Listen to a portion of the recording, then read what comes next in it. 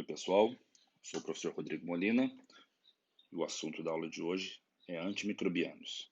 Essa é uma aula para a disciplina de doenças infecciosas parasitárias do quarto ano de medicina da Universidade Federal do Triângulo Mineiro.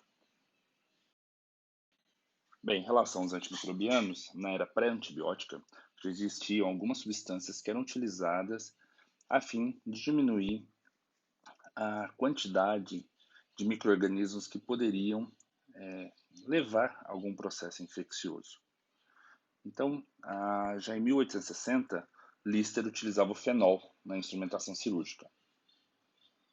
Paul Ehrlich, em 1909, começou alguns estudos usando o salvarsan, que é um composto arsenial, para tratamento de sífilis. Mas somente em 1929, quando Alexandre Fleming, trabalhando com cultura de Staphylococcus aureus, descobriu a penicilina.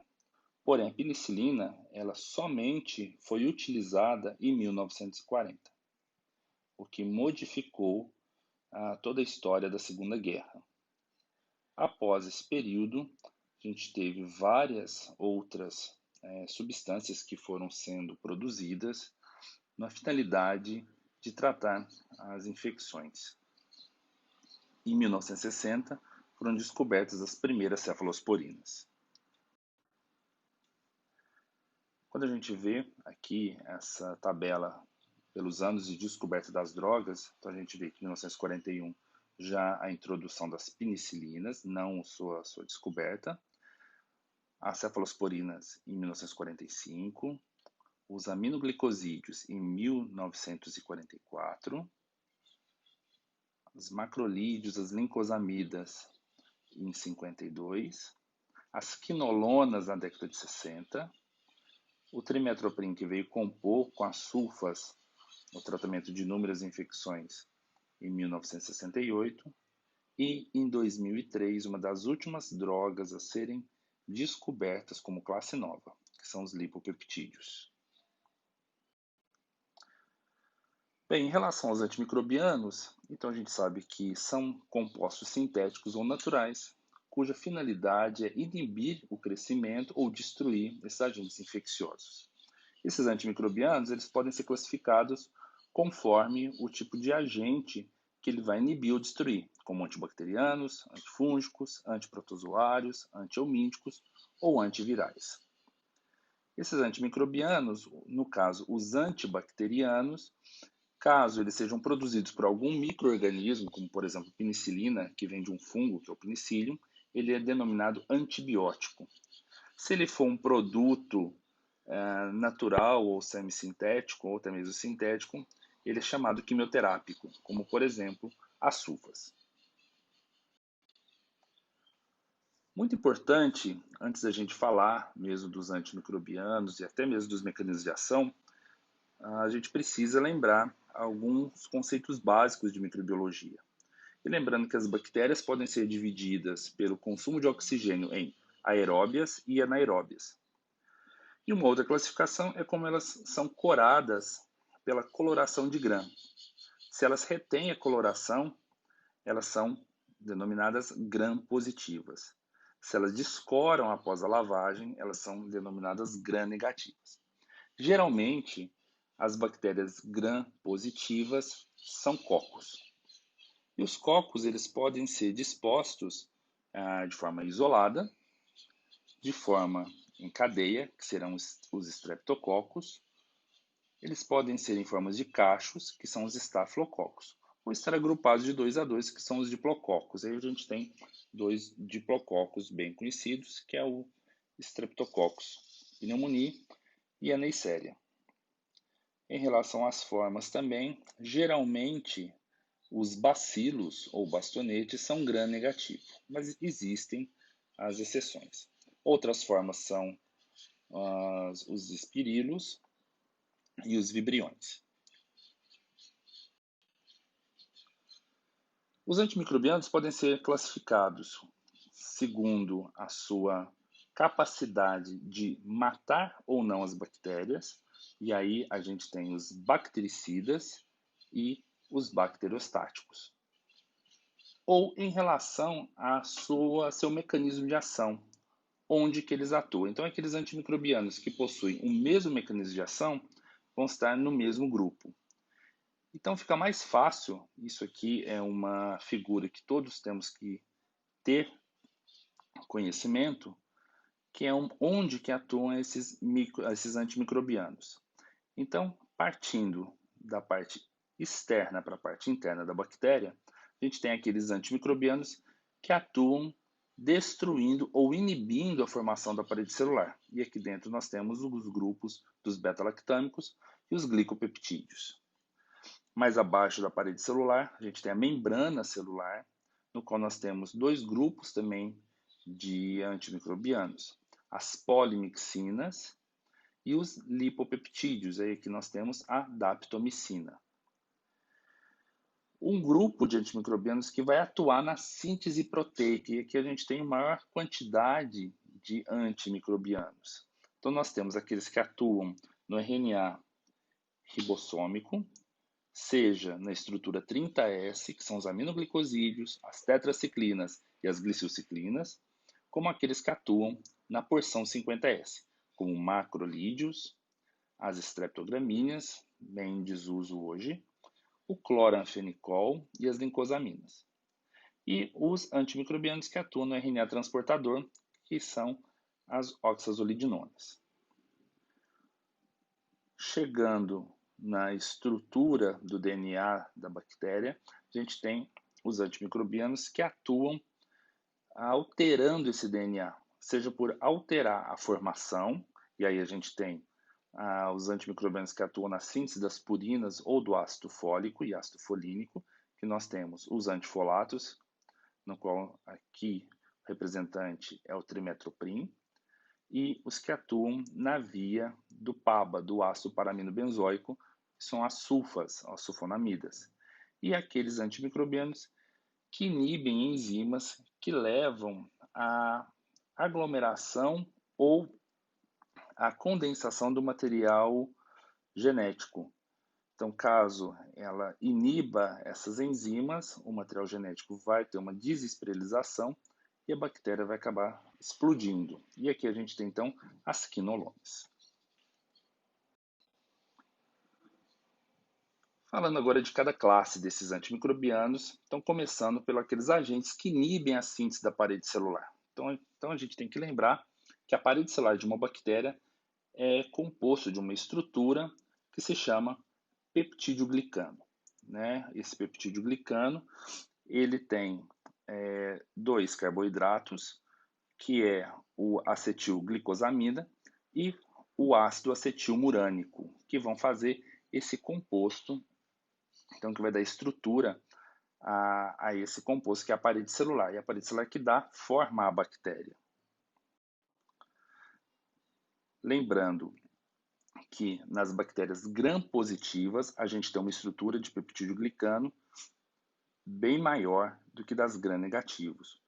Por isso que, quando ela é corada pela coloração de gram, ela retém essa coloração, diferente das gram-negativas. Então aqui a gente tem uma bactéria, ela está em divisão binária, e nesse momento o peptídeo-glicano ele vai sendo desfeito e feita uma nova síntese para originar duas bactérias. É nesse momento que esses antimicrobianos que inibem a síntese desse peptídeo-glicano vai atuar, formando então bactérias cheias de poros, cheio desse peptídeo-glicano mal formado.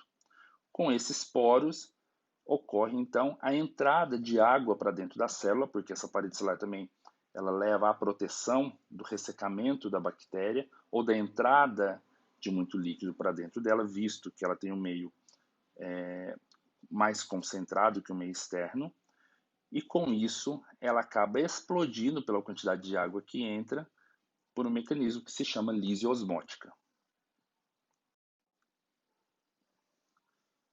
Então, dentre esses agentes que inibem a síntese da parede celular, nós temos os beta-lactâmicos.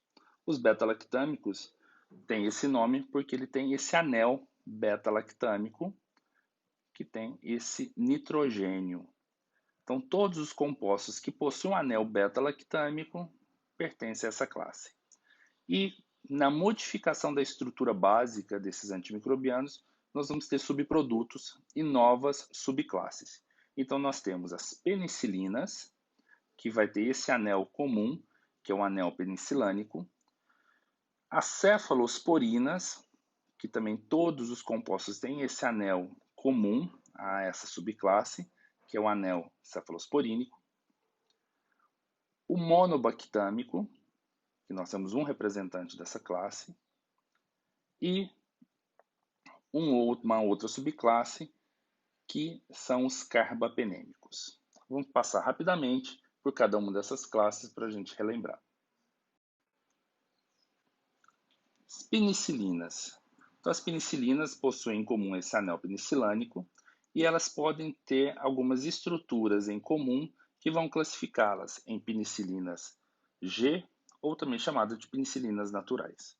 No grupo das penicilinas naturais, nós temos três compostos: a penicilina cristalina, com apresentação intravenosa, e as penicilinas benzatina e procaína. Então, como está escrito ali, né, a penicilina cristalina ela é somente para uso intravenosa. E ela tem uma posologia de 4 em 4 horas ou de 6 em 6 horas, o que impede que ela seja feita ou administrada ambulatorialmente. Então, ela é reservada para pacientes que vão estar internados. A penicilina benzatina, essa penicilina ela tem uma base com amônia, o que vai levar a ter concentrações mais baixas. Porém, ela vai ter uma meia-vida mais prolongada, podendo ter administrações com intervalos maiores. O que chama atenção é que também ela vai demorar para atingir a sua dose terapêutica em até 72 horas. Então, não sendo tão recomendada para infecções agudas ou graves. A penicilina procaína, ela tem na sua estrutura uma molécula de procaína. E com isso, ela leva a uma concentração em 12 horas. Essas penicilinas, pelas suas características, elas são reservadas principalmente para as infecções estreptocócicas, seja de pele ou de vias aéreas superiores.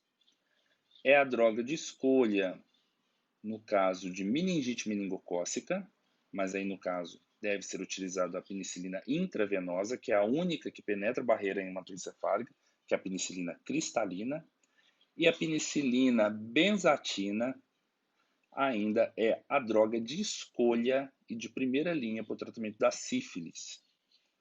Então, todo paciente com sífilis, o recomendado é que faça uso de penicilina benzatina. É a única droga que trata a mulher gestante e o feto. Não é considerada a gestante tratada se ela não fez uso de penicilina benzatina.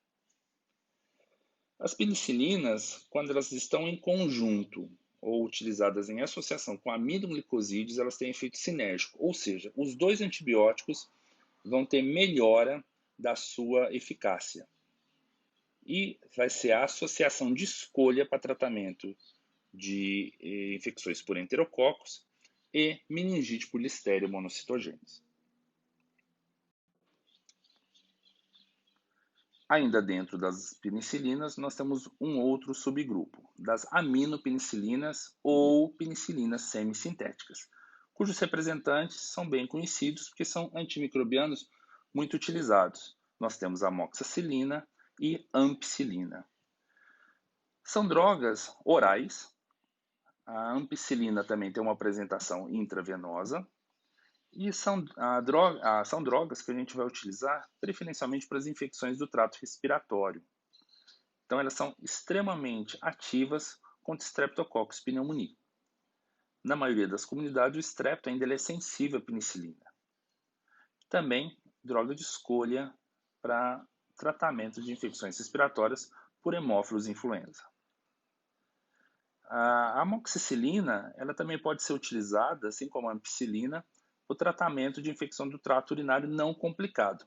Porém, devido a novos e melhores opções terapêuticas, ela é reservada quando a gente não pode utilizar uma outra opção. Então, muito utilizada no tratamento das gestantes, porque nessa população a gente tem maior dificuldade de uso de drogas que não sejam tóxicas para o feto. A associação de uma aminopenicilina com a gentamicina, então é aí, como nas penicilinas, tratamento de escolha para enterococos, Listeria monocytogenes e também para o Strepto agalacti, que é a principal causa de infecção em recém-nascidos. Então, para sepse neonatal, é a associação de escolha, uma penicilina com aminoglicosídeo. Nós temos ainda, dentro do grupo das penicilinas, as carboxipenicilinas, e nós temos dois representantes, a piperacilina e a ticarcilina. Nós só temos disponível no Brasil a piperacilina, porém em associação com o inibidor de beta-lactamase. As carboxipenicilinas, elas têm um espectro ampliado de ação e são drogas de escolha para tratamento de infecções respiratórias complicadas ou graves, principalmente para streptopneumonia e até mesmo para os strepto com resistência modificada para penicilina, o Haemophilus influenzae e tem ação contra bacilos gram-negativos aeróbios. E neste caso, ela tem ação contra pseudomonas. Por isso, elas são também chamadas de penicilinas antipseudomonas. Um outro grupo interessante são as penicilinas anti-estafilocóccicas. Nós temos no Brasil disponível a oxacilina. O representante dela, que teria a mesma atuação nos países do hemisfério norte, seria a meticilina. Então, a oxacilina é uma droga que ela tem uma proteção contra a hidrólise que é causada pela beta-lactamase. Quando ocorre a quebra do anel beta-lactâmico por essa enzima produzida pelas bactérias, tem a perda do efeito do antimicrobiano. A oxacilina ela tem a proteção, então, contra a penicilinase, uma beta-lactamase produzida pela maioria dos gram-positivos. Caso essa penicilinase ela seja contra a oxacilina, então a gente vai ter aí um Staphylococcus resistente à oxacilina, também chamado de Staphylo resistente à meticilina, ou com essa sigla MARSA.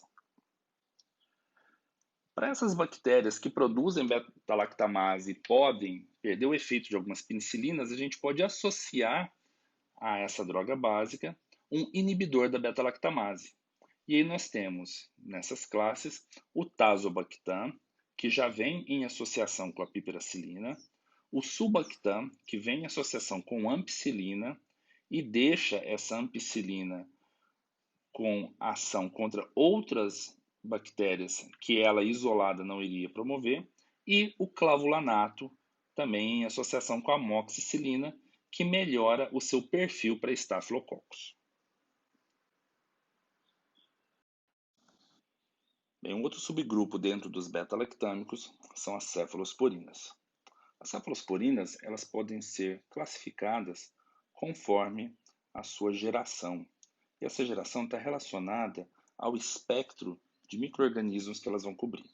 Então, as de primeira geração são as cefalosporinas, que são utilizadas apenas para tratamento de infecções por gram-positivos. Nós vamos ter alguns representantes disponíveis no Brasil, que são a cefalexina e a cefadroxila, com apresentação oral, e a cefazolina e a cefalotina para apresentação intravenosa. Quando eu preciso de um tratamento para gram-negativo, alguma cobertura para gram-negativo, principalmente para gram-negativos respiratórios, que causam as infecções respiratórias, incluindo o Haemophilus influenza, eu já preciso lançar mão das cefalosporinas de segunda geração. E aí nós temos dois representantes disponíveis no Brasil. A cefuroxima, que tem apresentação oral e intravenosa. Isso é interessante porque um paciente em uso da cefuroxima, ele pode iniciar o tratamento dentro de uma unidade de saúde, dentro de um hospital, e fazer a transição para a apresentação oral e terminar o tratamento em casa. E eu também tenho o Cefaclor, que é bem utilizada na pediatria. Interessante que até então nenhuma dessas cefalosporinas elas atravessa a barreira hematoencefálica e com isso não são possíveis de ser utilizadas para tratamento de meningite. A partir do advento das cefalosporinas de terceira geração, isso já é possível. E são drogas que atravessam a barreira hematoencefálica, sendo as drogas de escolha para tratamento de meningite bacteriana aguda. Nessa geração, uma coisa interessante é que estes representantes eles perdem o seu espectro para tratamento de estafilococcus. Eles permanecem com espectro para estreptococcus. Então é um erro dizer que as cefalosporinas de terceira não têm espectro para gram positivo. Elas cobrem gram positivo, porém não cobrem o estafilococcus. Dentre os representantes dessa classe, nós temos a ceftriaxone, um dos antimicrobianos mais prescritos no mundo, a cefotaxima e a ceftazidima. Interessante da diferença entre elas é que a ceftazidima, até então, é a única cefalosporina que tem ação anti-pseudomonas. Nenhuma outra cefalosporina de terceira, ou qualquer uma de segunda, e muito menos as de primeira, que só cobrem gram-positivos, tem espectro que cubram infecções por pseudomonas. Em relação a ceftriaxone e a cefotaxima, a principal diferença é a ligação a proteínas plasmáticas. A ceftriaxone tem uma ligação muito mais alta, diferente da cefotaxima. Dessa forma, a cefotaxima, como não necessita de uma ligação tão necessária, ela acaba sendo uma droga de escolha para pacientes com hipoalbuminemia. E aí a gente tem que lembrar dos pacientes com cirrose. Seguindo das gerações, a gente tem então a quarta geração. A quarta geração é interessante porque são algumas cefalosporinas, apesar que no Brasil nós só temos disponível o cefepime na apresentação intravenosa, e essa cefalosporina ela é muito mais estável que as de primeira, e com as de segunda e principalmente as de terceira. A cefalosporina de quarta ela sofre menos hidrólise. Então, ela seria uma cefalosporina que deveria ser mais utilizada do que as de terceira, porque as de terceira induzem muito resistência bacteriana. Outra coisa interessante da cefalosporina de quarta é que ela recupera o espectro para Staphylococcus, que é de terceira havia perdido, e mantém espectro para gram negativo, inclusive pseudomonas.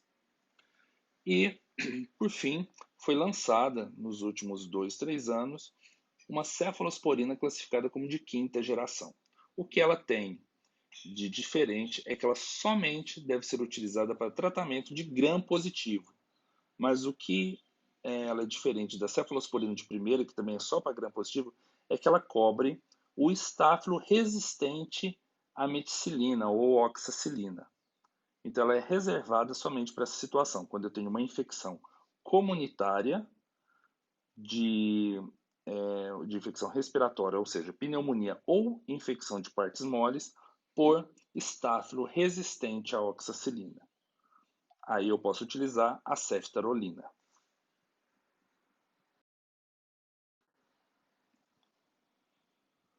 Outro subgrupo que nós temos dentro dos beta-lactâmicos são os carbapenêmicos. Os carbapenêmicos é um grupo que no Brasil nós temos 3 representantes, o ertapenem, o imipenem, que sempre vem associado à cilastatina, e o meropenem. Essas drogas devem ser reservadas apenas para tratamento de infecções graves, hospitalares, ou para gente somente resistente a essas drogas. Então, ela é aquele cartucho que a gente tem para utilizar em pacientes com resistência bacteriana. Elas são drogas que são muito mais estáveis às outras beta-lactamases, então elas estão disponíveis para bactérias resistentes. Tem um perfil contra streptococcus, alguns estafilococcus, enterobactérias, o imipenem e o meropenem têm atuação contra pseudomonas, também atua contra hemófilos e há inclusive bactérias anaeróbias. Elas não são consideradas anaerobicidas, mas têm espectro para anaeróbios.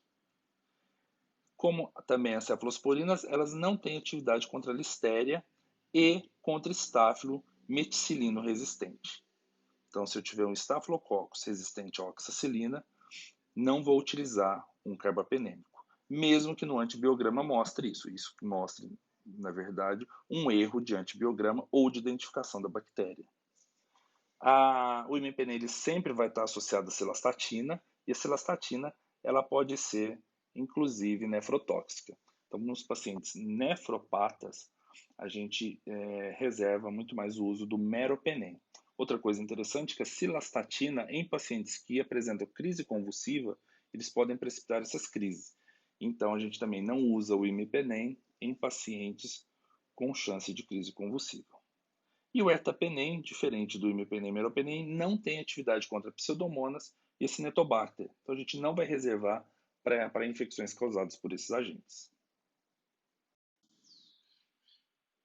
Bem, partindo agora para outra classe, porém ainda dentro dos inibidores da parede, da formação da parede, nós temos os glicopeptídeos. Os glicopeptídeos, eles também inibem então, a síntese da parede e com isso são bactericidas. Nós temos dois representantes nessa classe, a vancomicina e a teicoplanina. São antimicrobianos utilizados apenas para tratamento de infecções para gram-positivos. Então a gente pode usar para Staphylo aureus e Staphylo epidermidis, que faz parte dos estafilocoagulados negativos, resistentes à oxacilina. A gente reserva também, principalmente a vancomicina, para o tratamento da colite pseudomembranosa, né, mas somente após falha do uso do metronidazol. Ela é uma droga que deve ser utilizada nos pacientes que têm alergia aos beta-lactâmicos para prevenção de infecção ou mesmo para o tratamento, desde que seja para gram-positivo. A associação ou a droga de segunda linha para o tratamento de meningite por streptopneumonia, é utilizada em endocardites por gram-positivo, principalmente estáfilo, e nos abscessos com estáfilo resistente à oxacilina ou cuja oxacilina não pode ser utilizada. O que é interessante é que são drogas que causam alteração renal, e principalmente a vancomicina.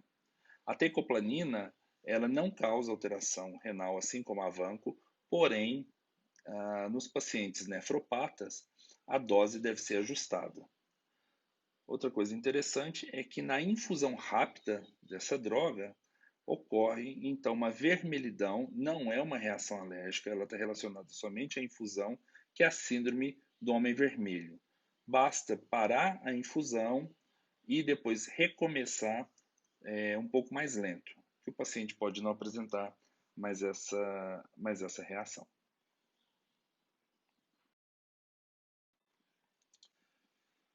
Partindo agora para outro mecanismo de ação, seriam aqueles antimicrobianos que vão atuar na membrana celular, né, abaixo da parede. Né? Então aí a gente tem dois representantes. As polimixinas, que a gente tem a polimixina B e a colistina, e os lipopeptídeos, que o representante é a daptomicina. Esses antimicrobianos, eles atuam alterando mesmo o fosfolípide da membrana celular. Então, eles funcionam como se fossem verdadeiros detergentes. As polimixinas, elas são eficientes contra gram-negativos, porém, não tem qualquer atuação em gram-positivo. E ela é reservada para infecções no qual eu não tenho disponível um outro antimicrobiano. Então, somente para as bactérias multidrogas resistentes. A daptomicina é uma droga, né, e essa classe ela é mais recente. Ela vem sendo utilizada somente para infecções por gram-positivo, no caso Staphylococcus resistente à oxacilina, e também para enterococos. O que é interessante que ela também pode ser utilizada em algumas cepas de bactérias, até mesmo resistentes à vancomicina e à linezolida, outra classe que eu vou falar adiante.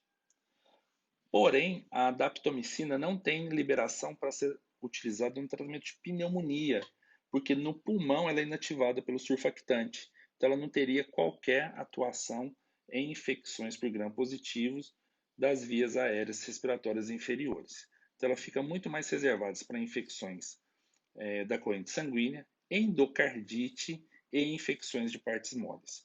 E sempre lembrando, somente por gram-positivo.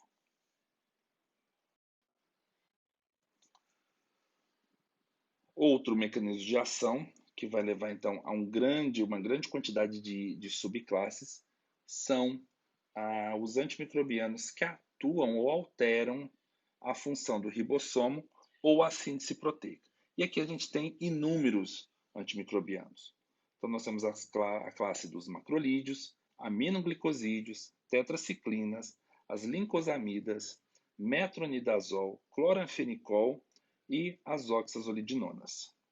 Passando por algumas dessas classes, então nós vamos ter. Então vamos falar sobre os aminoglicosídeos. Na classe dos aminoglicosídeos, nós temos a amicacina, a gentamicina, a streptomicina e a tobramicina, que retornou agora a ser disponível para utilização no tratamento de algumas bactérias resistentes. Esse grupo de antimicrobianos, eles atuam ligando ao ribossomo, principalmente na subunidade 30S, alteram esse ribossomo, então vão interferir na formação das proteínas desde o seu início. Interessante que caso também uma proteína seja formada, ela vai ser formada de uma forma errática. Por isso que esse grupo de antimicrobianos tem ação bactericida. Esses antimicrobianos, eles só têm a apresentação intravenosa ou intramuscular. Eles podem ser utilizados de uma forma ou outra, porque eles não têm qualquer tipo de absorção. Se eles forem ingeridos, eles passam inertes pelo tubo digestório. É interessante também que eles são excretados de forma inalterada, e com isso eles atingem altos níveis na urina, então sendo excelente para tratamento de infecções urinárias. O problema dos aminoglicosídeos é a sua nefrotoxicidade. Eles têm indicações tanto para tratamento de bactérias gram-positivas quanto gram-negativas. Então, para o tratamento de enterococos em associação com penicilinas ou algum outro beta-lactâmico, tratamento de bactérias, inclusive intracelulares, como a brucela, tratamento de gram-negativos, como Klebsiella, Pseudomonas, e gram-positivo, como também o Streptococcus. Utilização contra algumas espiroquetas, micoplasma e clamídia. E também faz parte da segunda linha de tratamento para micobactérias, como a streptomicina, e hoje mais utilizada ainda a amicacina, como droga de segunda linha para tratamento de micobactérias tuberculosas e micobactérias não tuberculosas. Então, como eu já disse, os efeitos colaterais principal dela é a nefrotoxicidade, como qualquer outro antimicrobiano pode causar urticária, e tem relato também de ototoxicidade, principalmente pela streptomicina. Mas as duas mais utilizadas, a amicacina e gentamicina, estão muito relacionadas com nefrotoxicidade, tendo o paciente que está em uso tendo que fazer a avaliação da função renal a cada 3 dias. Outra classe de antimicrobianos que atuam alterando a síntese proteica são os macrolídeos. Dentro dos macrolídeos, os mais conhecidos são a eritromicina, a azitromicina e a claritromicina. Aqui, no caso, esses antimicrobianos se ligam à estrutura 50S do ribossomo, que vai impedir então a elongação das proteínas. Então, neste caso, eu vou ter um antimicrobiano que é bacteriostático. E o que é bem interessante, que eles são as drogas de escolha para tratamento de bactérias intracelulares. E aí a gente tem dentro desse grupo as clamídias, seja a clamídia pneumoniae, como a clamídia psittace, né? E que é causadora aí da psitacose, e a clamídia trachomatis, que causa o tracoma. A gente pode utilizar ainda a azitromicina para uma grande gama de infecções uretrais, principalmente para o tratamento das infecções sexualmente transmissíveis. A droga de escolha, tanto a azitromicina como a claritromicina, é a droga de escolha para tratamento dessas bactérias intracelulares, como o micoplasma. E elas também têm atividade contra algumas micobactérias, no caso, a Mycobacterium avium, que causa infecção em imunocomprometidos graves.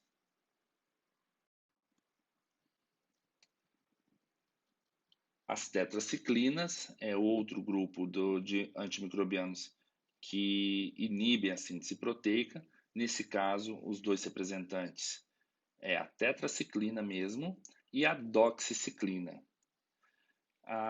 Esses antimicrobianos se ligam à subestrutura 30S do ribossomo e eles são bacteriostáticos.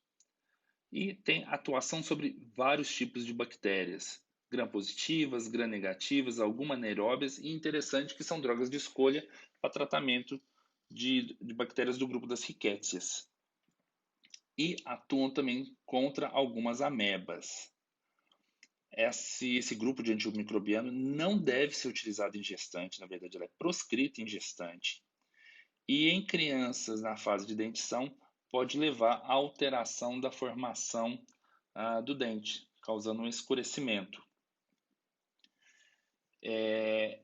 Hoje, a doxiciclina é a droga de segunda linha para o paciente que não pode fazer uso de penicilina benzatina no tratamento da sífilis. Até algum tempo atrás, a segunda linha era a eritromicina, era o macrolídeo. Hoje, nós utilizamos a doxiciclina. Também, como droga inibidora da síntese proteica, nós temos as oxazolidinonas. E hoje, na atualidade, nós temos dois representantes, a linezolida e a tedizolida. São drogas que devem ser reservadas para uso em infecções graves por gram-positivos. Elas não têm qualquer atuação em gram-negativo. Então, elas podem ser utilizadas para o Staphylococcus aureus resistente à meticilina, para os Staphylococcus aureus com resistência intermediária, inclusive à vancomicina, para o Enterococcus resistente à vancomicina e para os Staphylococcus coagulase negativo, principalmente epidermites, resistente à meticilina. E também tem atuação para pneumococo resistente à penicilina. Porém, ela é somente liberada para essas infecções, caso seja infecção de peles, partes moles e pneumonia. Ela não pode ser utilizada para infecções de corrente sanguínea.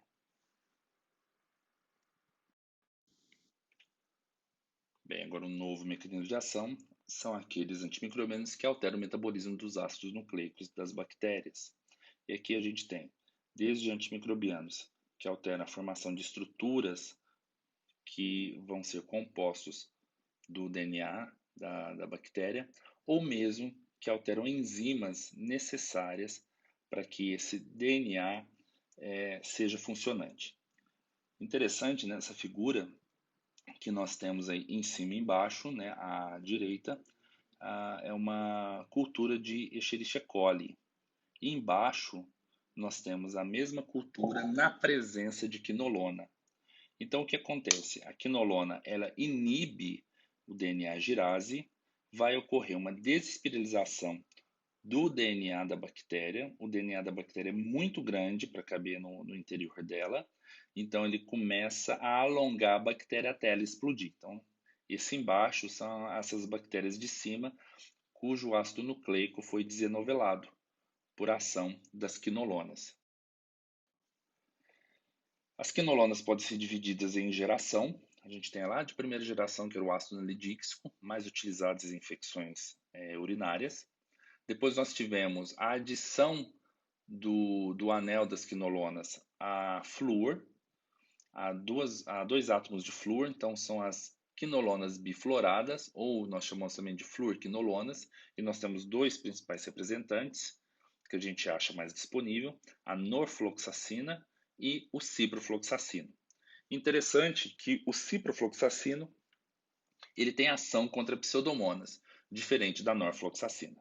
Norfloxacina só tem apresentação oral, enquanto a ciprofloxacina tem apresentação oral e intravenosa. Também é interessante que a ciprofloxacina tem concentração no parênquima renal, diferente da norfloxacina, que só vai ter concentração na urina nas vias urinárias baixas. Então, a norfloxacina não deve ser utilizada para o tratamento de pielonefrite.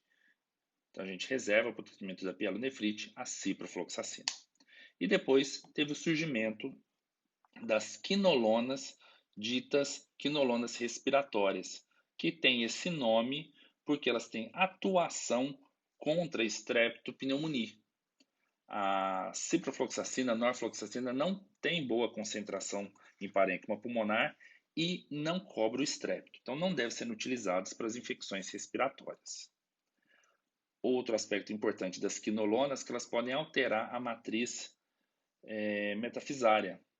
Então, não devem ser utilizadas em crianças ou mulheres grávidas que amamentam.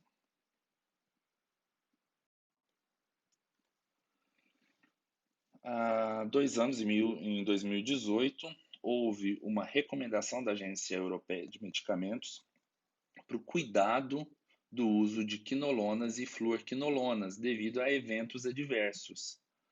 Então, essa associação ela proibiu que seja feito divulgação do uso de quinolonas, principalmente o ácido nalidix e o ácido pipemídico, e listou algumas restrições para fluorquinolonas. Então, elas não devendo ser utilizadas para infecções que não precisam de antibióticos ou infecções que eu tenho outra opção terapêutica, como, por exemplo, infecção de vias respiratórias. Não deve ser utilizado para prevenção de diarreia de viajante ou infecções recorrentes do trato urinário e não deve ser utilizadas para infecções leves ou moderadas que eu tenha outro antibiótico disponível. E, principalmente, cuidado na associação com corticosteroides, porque vai aumentar o risco de efeitos colaterais. Na mesma época, houve aí uma divulgação pela Anvisa, né, e que também não deve ser utilizada junto com lansoprazol ou outras medicações. Lembrando que ela pode inclusive causar aneurisma de aorta, dissecção de aorta ou rompimento espontâneo de tendão.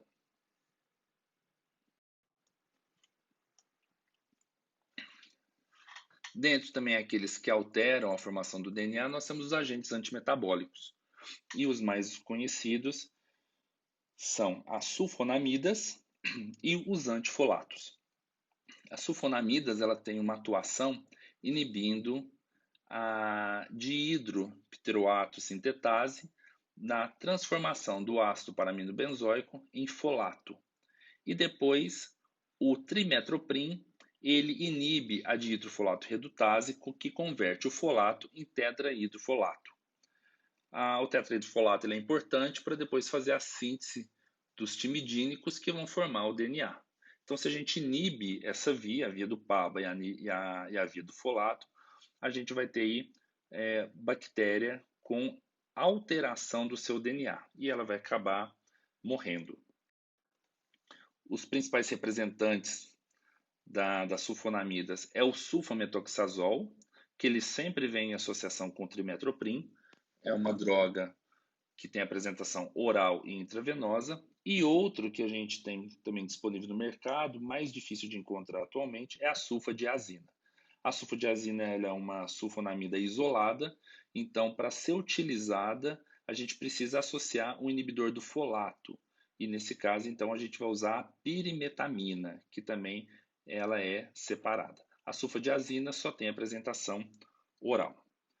Acabam sendo as drogas de escolha para tratamento de infecções por pneumociste carine, hoje também chamado de pneumociste girovense. Droga de escolha para tratamento de shigellose e infecções sistêmicas por salmonela. E principalmente naqueles que são resistentes à ampicilina ou cloranfenicol. A gente pode utilizar para infecções não complicadas das vias urinárias inferiores, né, para as infecções urinárias, mas só para as infecções inferiores, né, cistite, alguma uretrite, e com um tratamento um pouco mais prolongado. O que é interessante é que muitas vezes a bactéria é resistente na placa a sulfas, mas como ela tem uma alta excreção na via pelo rim, ela vai concentrar muito na bexiga. Então, ela extrapola a concentração inibitória mínima. E com isso, aquela bactéria que está na placa, né, no antibiograma, ela é resistente, ela acaba sendo sensível em vivo.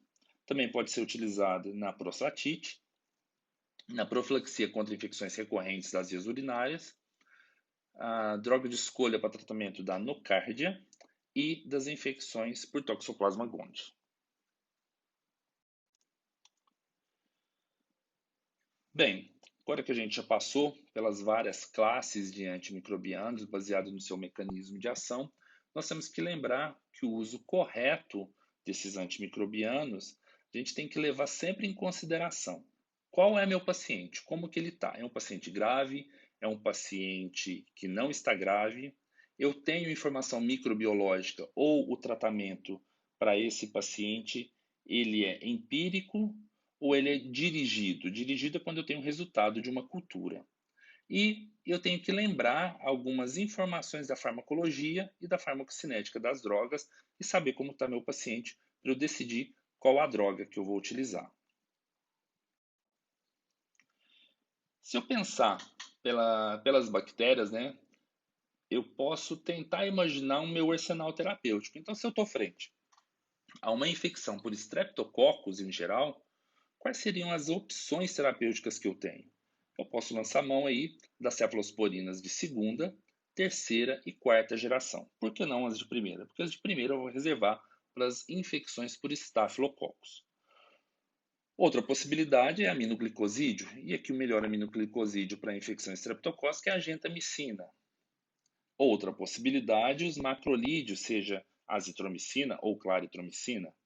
As penicilinas, de modo geral, né, os beta-lactâmicos, de modo em geral, eles têm atividade contra os estreptococcus.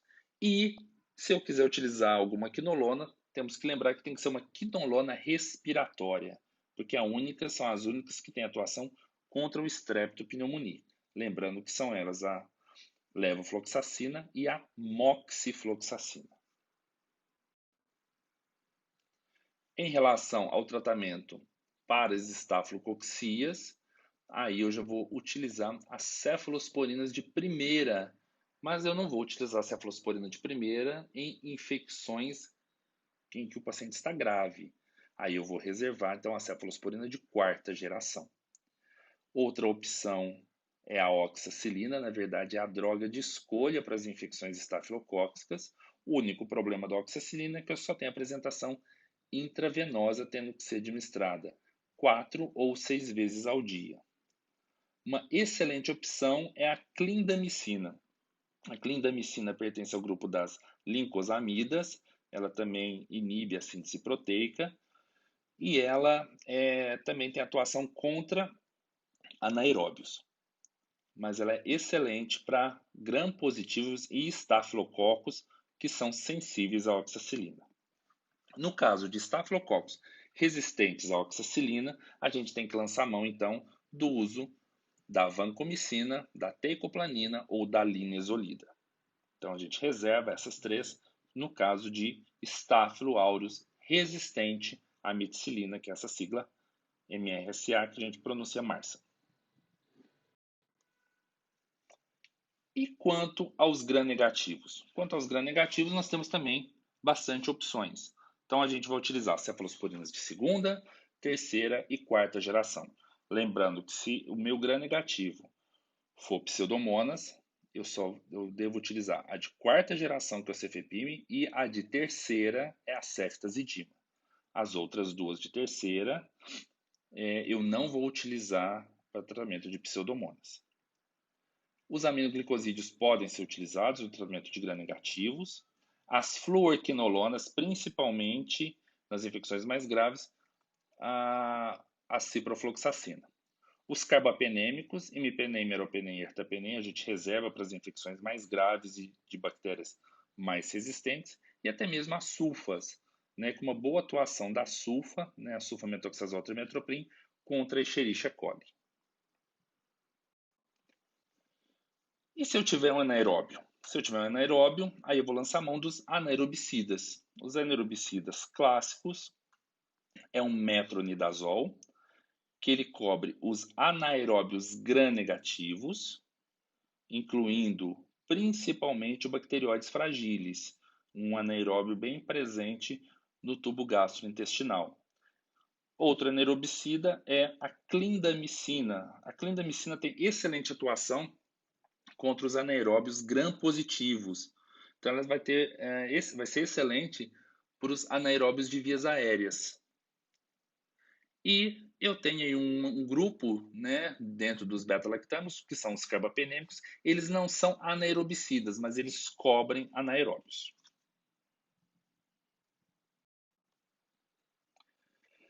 Lembrando a farmacologia dos antimicrobianos, e isso é muito importante, porque quando eu vou administrar um antibiótico a um paciente, eu tenho que pensar, esse paciente ele vai conseguir ter absorção se eu dar um antibiótico oral?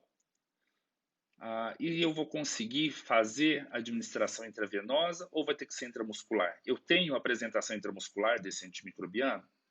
Como que esse antimicrobiano vai estar distribuído? Será que um paciente que está com sepse, por exemplo, ele está com metabolismo aumentado naquele momento, essa distribuição ela vai ocorrer de uma forma que eu estou pensando ou ela vai ser de forma errática? Também nesse paciente ele vai ter um metabolismo alterar a meia-vida do antimicrobiano? Eu posso escolher um antimicrobiano de meia-vida mais curta ou preciso de um antimicrobiano de meia-vida mais longa? Eu tenho um paciente com comprometimento da função hepática ou da função renal que vai interferir na excreção do antibiótico? Então, isso eu tenho que pensar para administrar essa medicação ao paciente. E sempre pensando, o meu antibiótico vai concentrar na infecção? Exemplo clássico que a gente vê, um paciente que tem alteração arterial, por exemplo, um diabético grave que já tem arteriopatia diabética. Se ele tem uma infecção no pé, um pé diabético, mas com todo o seu sistema arteriolar alterado, será que esse antibiótico vai chegar naquele local? Então, será que eu não tenho que tomar uma outra conduta nesse caso? Será que o meu antibiótico ele já não tem uma certa resistência, já não apresenta uma certa resistência contra aquele patógeno? Eu consigo atingir a concentração inibitória mínima? E eu tenho que pensar se aquele meu antibiótico, mesmo depois que eu der, ele vai estar fazendo algum efeito pós-antibiótico. E com isso eu tentar no meu resultado, que é diminuir a contagem bacteriana, alterar a mortalidade e ter uma melhora clínica. Alguns parâmetros são muito importantes para a gente conhecer para administrar qualquer medicação. Um deles é a farmacocinética, ou seja, o pK, né? E dentre elas, o volume de distribuição. Toda medicação tem um volume de distribuição que a gente deveria conhecer, que ela vai ter uma relação com a concentração sérica do antibiótico. Quanto maior o volume de distribuição, quer dizer, quanto maior esse número, e a gente consegue ver isso em tabelas de medicamentos, ou na bula do próprio medicamento a gente consegue ver isso, quanto maior o volume de distribuição, quer dizer que mais fácil ele vai para o tecido. Né? Então, o volume de distribuição está relacionado com a própria distribuição desse antimicrobiano. Se eu tenho um antibiótico com volume de distribuição alto, quer dizer que rapidamente ele vai para o tecido e ele não fica no sangue. Se eu tenho um antibiótico com volume de distribuição baixo, quer dizer que ele fica muito no sangue e não distribui bem para os tecidos. Exemplo clássico é o que acontece com 2 antimicrobianos de perfil semelhante, a vancomicina, que é um glicopeptídeo, e a linezolida, que é uma oxilinedilona. O que acontece aqui é que a vancomicina tem um volume de distribuição baixo, ele fica muito no sangue. E a linezolida, ela tem um volume de distribuição alta, ela vai rapidamente para o tecido. Se eu tenho uma infecção por um Staphylococcus aureus resistente à oxacilina, está liberado para usar a vanco ou a linezolida. Mas se esse agente ele foi encontrado no sangue, se eu der linezolida para o meu paciente, eu causo o aumento da mortalidade. Por quê? Porque a infecção está na corrente sanguínea. E quando eu dou linezolida, esse antibiótico, como tem um volume de distribuição alto, ele vai rapidamente para o tecido. Então ele não concentra no sangue. E eu não vou ter a morte bacteriana, eu vou ter aumento da mortalidade. Então, para esse paciente, a droga de escolha é vancomicina. Diferente se eu tivesse uma pneumonia por um estáfilo resistente à oxacilina. A droga de escolha nesse caso seria a linezolida, porque a linezolida vai concentrar muito mais no pulmão do que a vancomicina. Então, essa informação é extremamente importante para eu saber, porque muitas vezes o paciente tem uma insuficiência renal, a linezolida ela pode ser dada para o paciente com insuficiência renal. A vancomicina eu vou ter que fazer grandes ajustes. Mas para esse paciente com infecção da corrente sanguínea por estáfilo, eu tenho que dar a vancomicina. E eu preciso também conhecer qual a ligação proteica, porque a gente sabe que a fração livre, que não está ligada à proteína, é a fração ativa. Então, aí um exemplo, dentro da mesma subclasse, ceftriaxone e cefotaxima, os dois são cefalosporinas de terceira geração, só que o ceftriaxone tem uma fração livre baixa, a cefotaxima uma fração livre alta. Então, a cefotaxima é muito mais indicada nos pacientes com insuficiência hepática que tem hipoalbuminemia. Em relação à farmacodinâmica, o que a gente precisa conhecer é se os antimicrobianos são tempo dependente, né? Ou seja, aquele antimicrobiano ele faz efeito enquanto estiver no nível sérico, e nisso, para eu manter esse nível sérico sempre constante, seria interessante que esses antimicrobianos sejam administrados em tempo prolongado. E a gente vê isso em quem? Nos beta-lactâmicos e na vancomicina. Ideal é que eu administre o antibiótico por um tempo prolongado. Dentro dos beta-lactâmicos, principalmente os carbapenêmicos, o meropenem é o que a gente mais vê isso. Ideal é que a administração dele seja durante 4 horas. A penicilina cristalina, o ideal é que ela fosse até contínua o tempo todo, mantendo sempre, não mantendo picos de concentração. Isso ela vai ter um efeito muito melhor.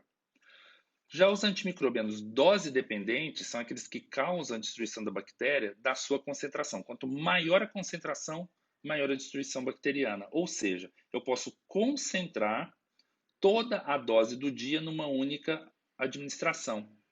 Então eu pego, por exemplo, o aminoglicosídeo, ao invés de eu fazer a gentamicina 80 mg de 8 em 8, eu posso administrar 240 mg em dose única uma vez ao dia. Ela vai ter um efeito muito melhor do que se ela fosse em 3 tomadas. A gente tem que conhecer os efeitos adversos dos nossos antimicrobianos. Né? Alguns são clássicos, como os aminoglicosídeos, causando a nefrotoxicidade e ototoxicidade. A maioria dos antimicrobianos causando reação de hipersensibilidade, principalmente a quem teve uso anterior. Mas as cefalosporinas, os beta-lactâmicos em si, podem causar diarreia e inclusive colite pseudomembranosa, porque levam à esporulação do Clostridium e com isso a aparecimento dessa outra infecção só pelo uso do antibiótico. As quinolonas são famosas por causar intolerância gastrointestinal e também por ter alteração do sistema nervoso central, devendo ter muito cuidado o uso em idosos. O metronidazol, famoso por, durante o seu uso, causar gosto metálico na boca.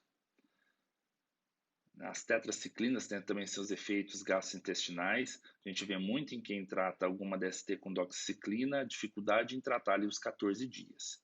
e a vancomicina, como eu já disse, que causa aí a reação de hipersensibilidade, que é a síndrome do homem vermelho. Uso empírico do antimicrobiano, porque muitas vezes a gente não tem o resultado do antibiograma, então a gente tem sempre que pensar: eu estou frente a uma infecção bacteriana, eu vou tratar uma infecção comunitária ou hospitalar, porque vão ser agentes diferentes. O foco, eu conheço o foco, é uma infecção respiratória, é uma infecção urinária, é uma infecção gastrointestinal, para saber se o antimicrobiano que eu vou dar concentra naquele local. Qual a faixa etária do paciente? Eu vou tratar criança, eu vou tratar adolescente, eu vou tratar adulto? É uma infecção grave?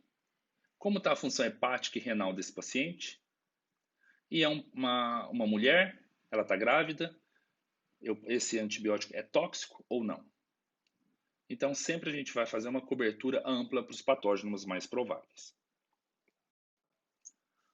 As características do antimicrobiano ideal, então, que não existe, é que todo seja bactericida, seja um espectro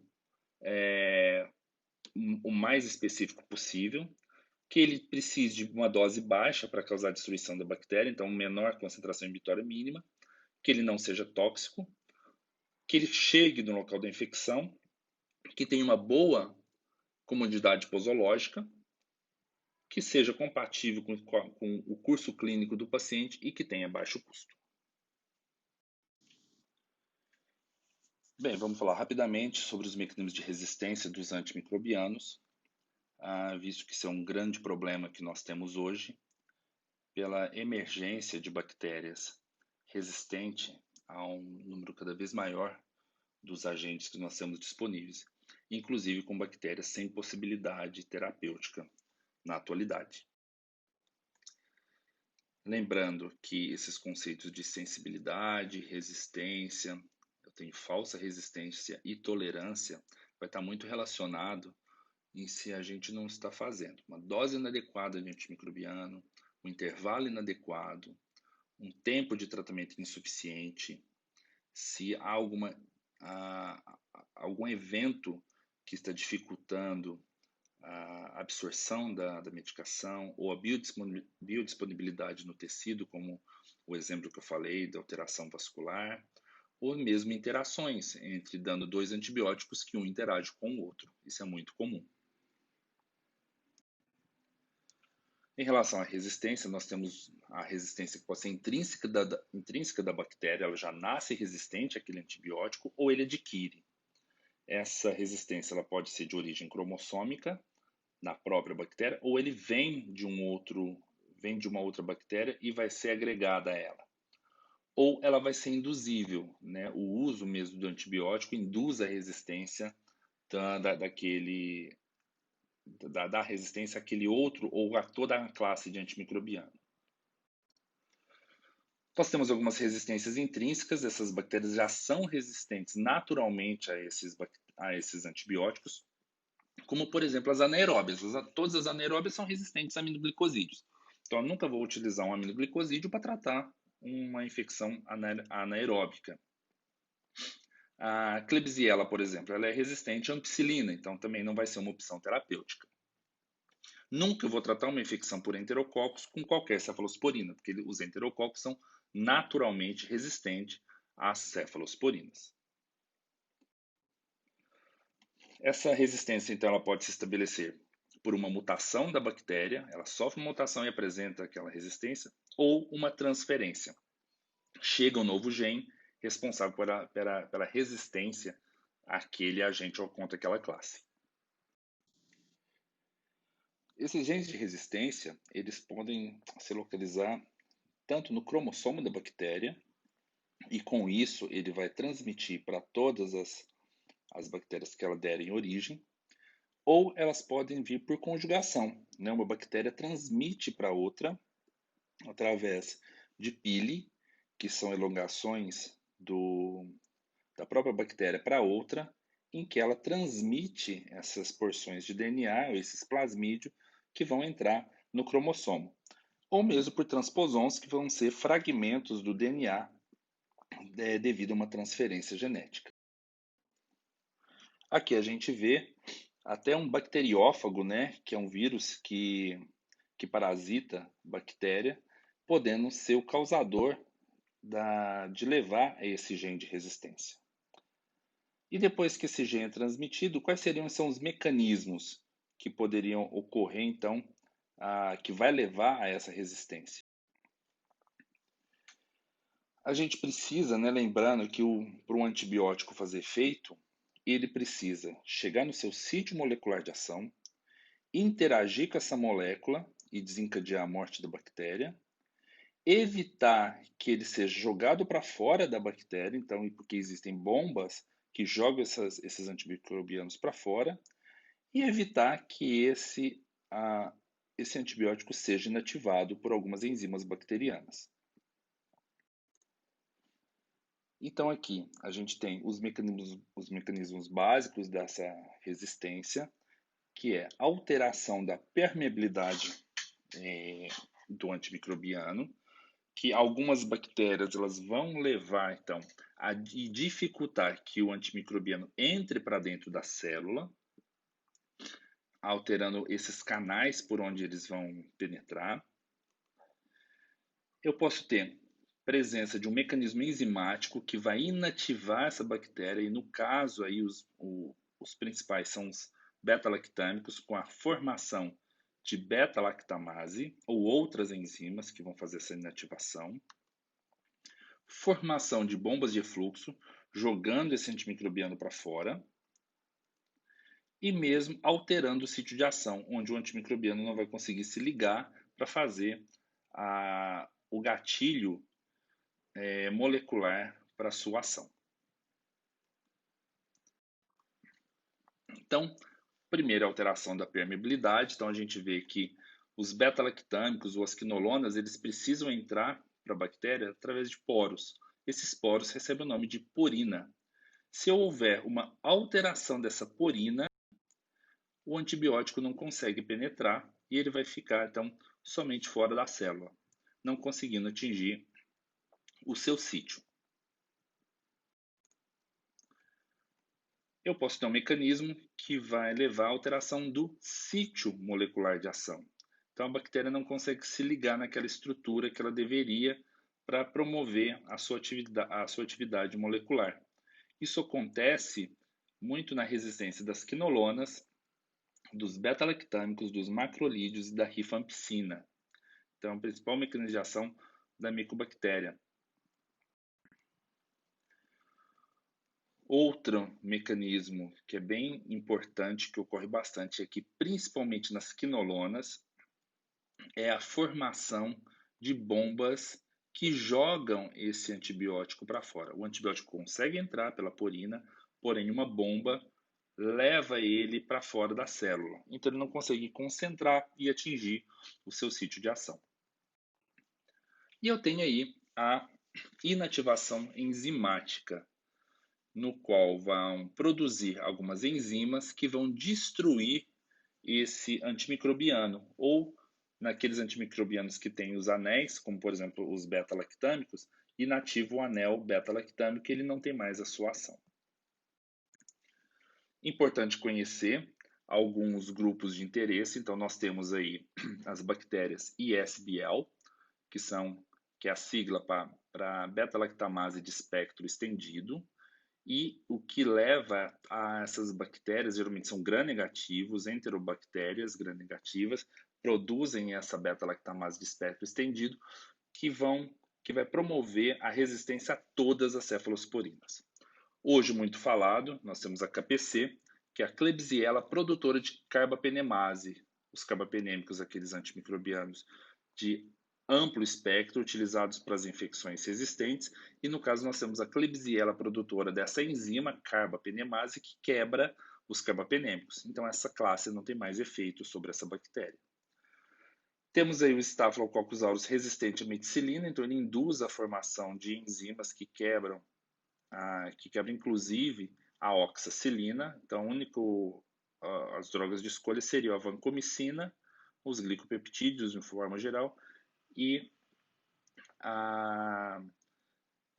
as oxazolidinonas. Hoje nós já temos o Staphylo aureus resistente, com uma resistência intermediária à vancomicina e com resistência total à vancomicina. Não é comum, nós nunca identificamos um caso desse aqui em Uberaba. E bem comum também nós temos os enterococcus resistentes à vancomicina. Então aqui a gente vê, né, com esses mecanismos de ação, surgimento aí da SBEL, das KPCs, do enterococo resistente à vancomicina e do MRSA. Se a gente vê o Staphylococcus aureus, né, em 1944, em 41 a gente começou a usar a penicilina, em 44 nós já tínhamos o Staphylo resistente à penicilina. Na década de 60 já tinha o Staphylo resistente à oxacilina meticilina, né, com menos de 20 anos aí de uso da penicilina e da oxacilina. Em 75, a gente só tem Staphylo somente sensível aos glicopeptídeos, e em 97 surge o primeiro Staphylo intermediário aos glicopeptídeos, até que em 2002, uma resistência completa aos glicopeptídeos. Nisso a gente tem por classe dos antimicrobianos um mecanismo de resistência e qual seria o modelo, né, de atuação. Isso para cada classe de antimicrobiano.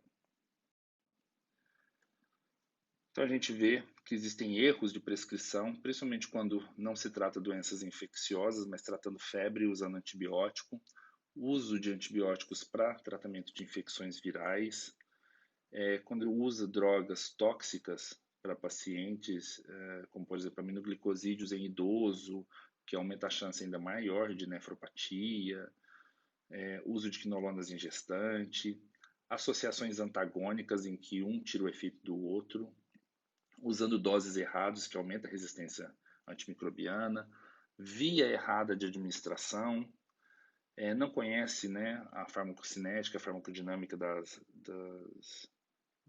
dessas medicações e acaba prescrevendo de forma errada também, usa tempo a mais ou a menos do que deveria, um antibiótico que não tem efeito sobre aquele grupo de bactérias, então erro de espectro de ação, trata pacientes que não estão com infecção, eles apenas estão colonizados, e aí a gente vai ter um uso indevido.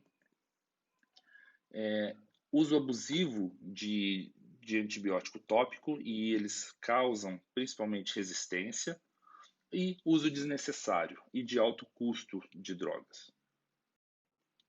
E como que a gente pode prevenir a resistência?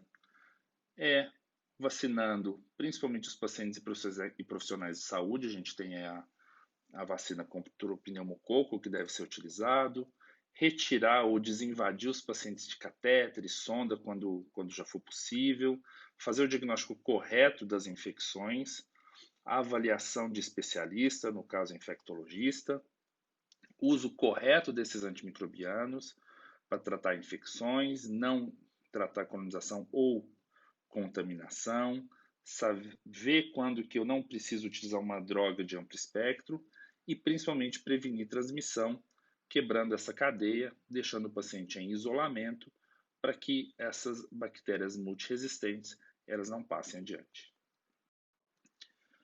Bem, o tema é grande, o tema é difícil, nós vamos estar prontos para as dúvidas no fórum e eu espero por vocês.